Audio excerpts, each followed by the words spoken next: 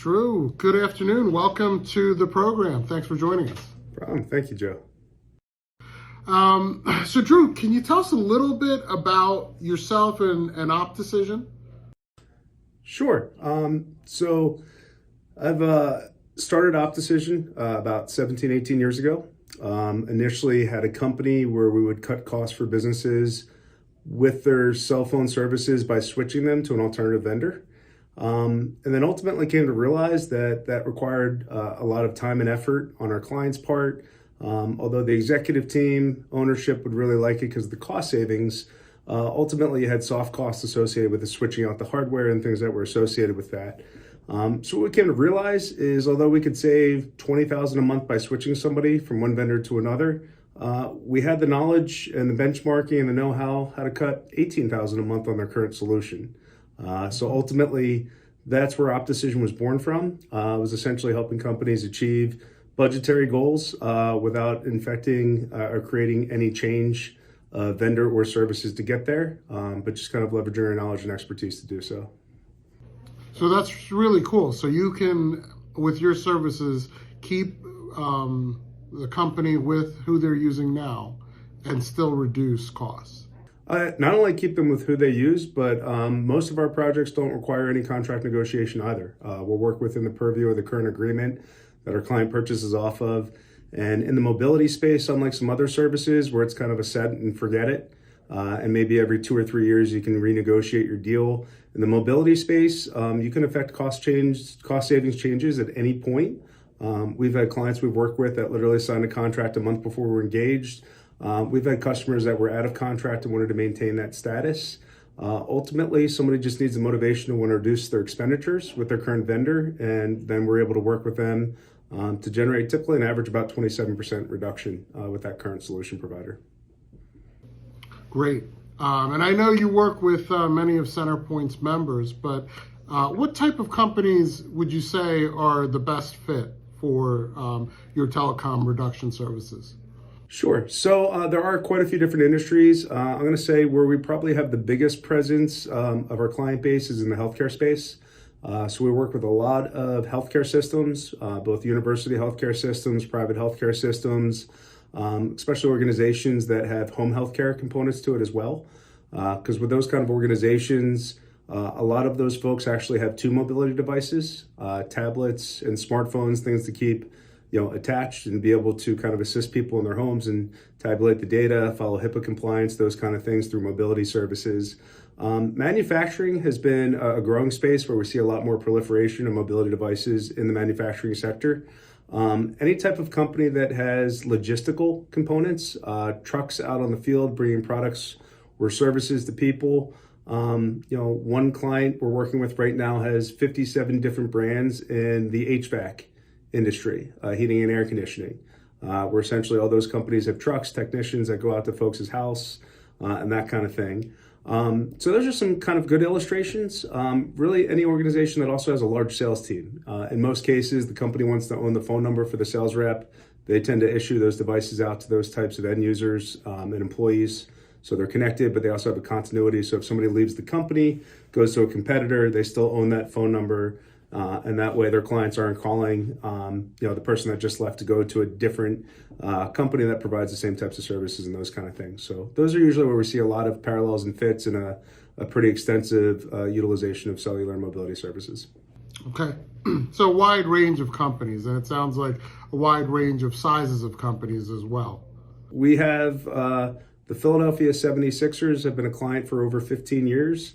Fun name to say, especially because we're headquartered right outside of Philadelphia. But that's probably one of our smallest customers. Whereas, we have a university healthcare system with about 40,000 cellular devices that we oversee. So really it runs the gamut, all different shapes and sizes and industries. But, we work with everybody no matter, what that size of the user base might look like. Okay. And so you're helping companies find cost savings on their cell phone bill. How much time does a project with you guys take, the client? For the client, it takes a very little amount of time, which is one of the things we kind of pride ourselves on, and is part of the value add that we try to share with the customer. So essentially, once we've engaged with the client, signed off on a contract, the only time commitment on their part is to provide access to billing information, usually less than 15 or 20 minutes of time and effort. Once we have that information, we just need 2 business weeks. It doesn't matter if it's 50 cellular lines of service or 50,000. Within 2 weeks, we complete our audit and optimization assessment. We're able to come back to the client and share that cost savings opportunity. At that juncture, really the only time commitment for the customer on this engagement is we present those cost savings in a very detailed, granular way. And then ultimately, the client's going to take that report internally after we do that review call, and they're going to go through what we call an approval process. So everything that we present and recommend is simply a recommendation. There's nothing our client's obligated to go forward with. So really the only time and effort they need to spend is to take that information internally and let us know what they want to approve and what they want to reject. Once we get that information, we just need 2 business days, and then we're ready to present the final savings figures based only on what they've approved in writing. And then we facilitate and manage the implementation process. So after we implement, we stay engaged with the client for 8 consecutive bill cycles to prove the savings, and then also consistently audit and optimize the bill, look for additional reduction opportunities. Typically, our clients taking about 15 to 20 minutes a month with us on a monthly review call to go through that data after we've implemented. But that's essentially the extent of the client's time, effort, and commitment on that kind of project. And then how often do you find savings? Is it every project? Is it most projects? Can you give us an idea of that? Yeah, that's a fair question. So we average 27% in savings across all of our engagements. In reality, what we find is if an organization has 150 or less mobility devices that they pay for, our success metrics are about 75% of the time. We can achieve a large enough savings where it's worthwhile for us to take next steps. Part of what we have in our agreement with our clients is a 10% minimum savings guarantee. So that's what we consider success. If we fall short of that metric, we allow a client to terminate the project and the contract, and there's no cost associated with anything that we've done together. If we get to 200 mobility lines of service or above, our success metrics go up to 95% of our engagements where we're exceeding that 10% metric. So we do look at all different shapes and sizes, but I always like to be very upfront and straightforward with folks, set realistic expectations. Under 150 users, 75% of the time. Over 150, 200, about 95% of the time, we're going to achieve that higher level savings opportunity. Okay, so for larger companies, we're talking 9 out of 10 times you're finding savings. Over 9. So what I've been finding is we average 1 or 2 projects a year for organizations that have 500 to 20,000 devices that maybe we can't achieve that 10% minimum metric. Because part of what we also take a look at is initially we're doing a pre-qualification before we even sign off on an agreement. And with that, we actually want to see a minimum of a 15% savings. Because we have that approval process in place where the client can reject or approve any recommendation, that gives us wiggle room where even if a third of the recommendations were not a fit, we're still going to exceed that 10% metric. So we even take them through some additional layers to make sure that there's going to be success on a project. And in those rare cases, we just notify them up front if we don't think we can achieve that, or if it's, say, comes out at 11 or 12%, we'll let them know, and then it's up to them if they want to look at pursuing or taking next steps. Okay. Could you give us a case study of a CenterPoint member customer you've worked with where the results, and what the results were? Sure. So there's a project that we did together, a food service industry based type company. What was kind of unique there is they were using a third party to manage their mobility and do cost reduction as part of that type of relationship. When you guys had introduced us, ultimately their spend was about $120,000 a month with one of their vendors. We were able to identify $68,000 in savings opportunities. Now, after the approval process, that $68,000 got reduced down to $62,000 based on the recommendations they wanted to go forward with. But it was over 50% reduction as the initial opportunity that we're going to be able to drive, despite the fact that they had somebody that was managing their mobility and supposed to be helping with cost savings and mitigation.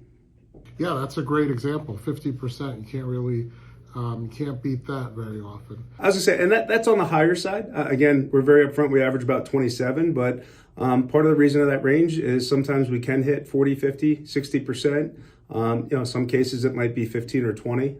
But there's a lot of opportunities that we come across that can yield those types of results and bring that kind of budget reduction in for the organizations. Yeah, that's super exciting. I mean, in today's environment, people are excited to find 4 or 5, 6% savings, and where you can come in and save 20, 30, 40% on something that they're already buying. It really is a great tool. How easy is it to get started? What would that process look like? It's really easy. So again, in most cases, we offer an interim step that we call a pre-qualification. Normally what that entails is we sign a non-disclosure together, and then we just ask for the most recent bill copy for their vendor or vendors. Within 1 business week, we identify if we're going to be able to easily exceed a 15% savings metric. At that point, we provide references. We're very open and encouraging for potential clients to talk to current clients, see what their unbiased, unfiltered experience was like with us, if we delivered on what we said we could, were the strategies that we kind of share that we employ, were those utilized in their cases. After we finish that process, we execute on an agreement. Our contract is 4 pages, so we try to make it super painless. And then at that point, we're off to the races. Timeline we had mentioned earlier, typically 15, 20 minutes for the clients to procure the bills. We ask for 2 weeks to complete the analysis. Most clients provide approvals and rejections within 2 weeks, and then within 2 days of that, we're implementing the cost-saving strategies directly onto their billing accounts. Great. That sounds like it's pretty quick and painless, and you're getting basically a free look at what could happen, right? There's no obligation at that point. You're going to just let, no strings attached. Let folks know that there is or is not savings. Yep, and with a 10% minimum guarantee directly in our contract, it's a great way for there to be a lot of trust early on in the relationship. Because the story I always like to tell is, let's pretend we're really selfish. There is no positive for us to bring on a customer that we're not going to be successful and exceed those 10% minimums after an approval process, because ultimately we'll have wasted their time. It's going to make us not look very good. But then I always like to put things in a selfish spin. It's going to cost us money, resources, time, effort, and ultimately there's just no benefit or win for anybody in that type of scenario. So that's why we have that process that we typically put in place ahead of time to do that vetting and making sure that we're going to be looking at a successful engagement together. Great. Well, Drew, thanks so much for sharing some time with us today. We're really excited to offer your services to the CenterPoint membership and continue to do that. And we look to talk with you again soon. Sounds good. Thank you for having me. All right. Bye-bye. Bye-bye.